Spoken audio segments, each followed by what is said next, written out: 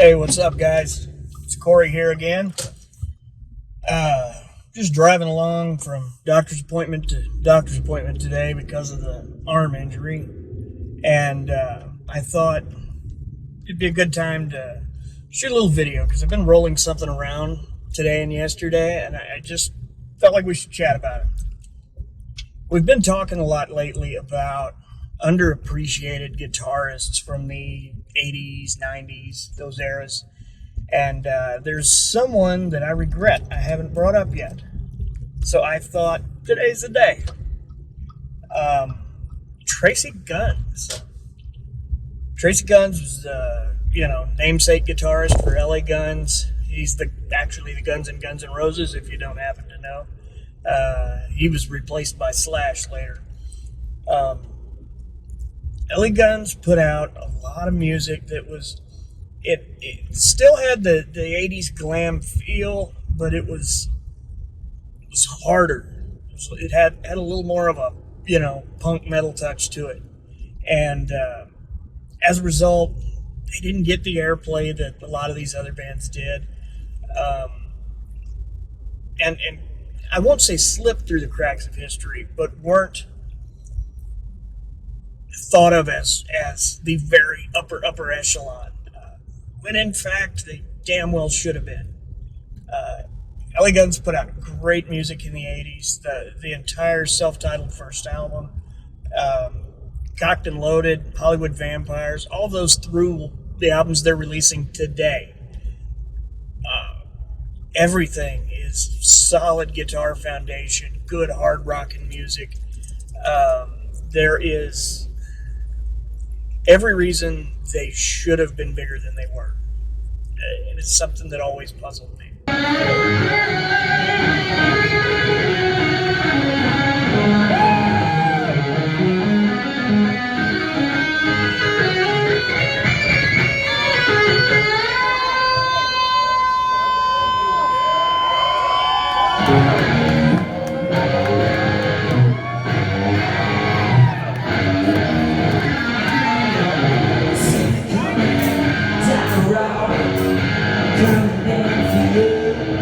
I always felt that way. That the fact that LA Guns' biggest song, Ballad of Jane, which is the one that everyone will know,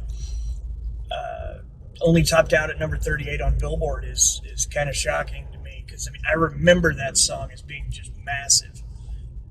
Same with a lot of other stuff off that Cocked and Loaded album. Never Enough's probably my favorite LA Guns song ever, but they had stuff like Sex Action and No Mercy, songs that were really getting Hollywood Vampires for that matter. Electric Gypsy. All of these are very riff-driven, guitar-centric songs, just like everything in that era was. And I think people undervalue what Tracii Guns brought to the table, possibly more than any other guitar in the 80s, in my personal opinion. In the age of shredders, Guns came out with a rocky blues kind of vibe that was powerful. His tone was great, his sound was great, his play style was great. Everything about him was exactly what you expected from a lead guitarist in any band. He comes along, and from whether it's solos, riffs, or creative chord changes and bridges, Tracii kind of owned that. He had a cool rhythm to his playing that a lot of guys didn't.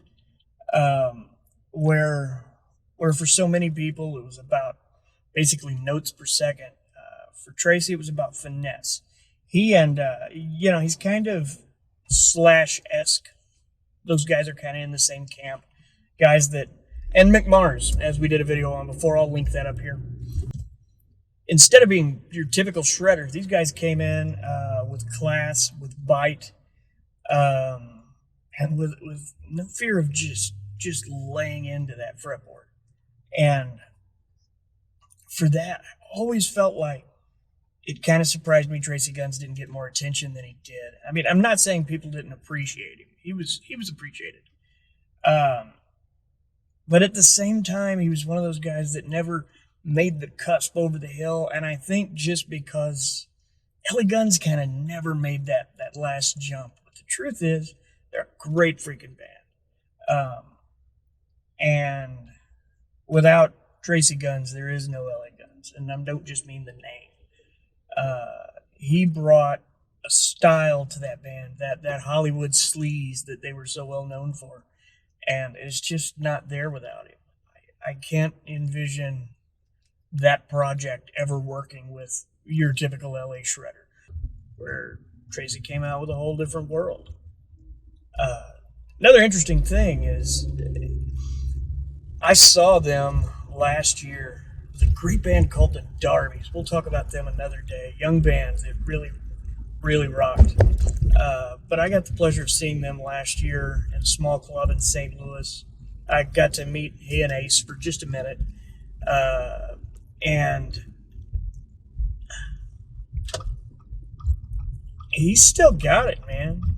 This isn't a situation where you got a guy who was in his heyday, 20 years ago, and he's just out there chugging along trying to make a living. I mean, he is trying to make a living probably, but the fact is the skill's still there, and the skill has changed. He has really, his style has matured a lot over the last 20 years. And frankly, the little bit of shredder he had in him seems to be gone for more of a bluesy hard rock kind of punch. When he plays, people look, people stop, they watch, because you feel what's happening, and that's something that's huge out of any guitarist for me. Is I want to hear him play, and I want to know that there's a connection there, and he has that.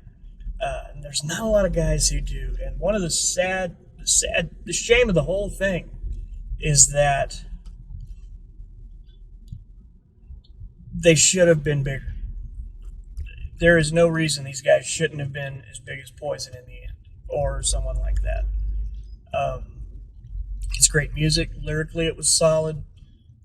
But the truth is, I think it was a little dark ahead of its time. The bands that were big in the 80s, with the exception of like Guns N' Roses and Motley Crue, were very happy. Stories were about partying and sex and things like that. Where with LA Guns, I mean, that stuff was in there, but it was also a touch darker. Almost like a precursor to grunge lyrically that I've always found fascinating. But definitely not grunge, just to be clear.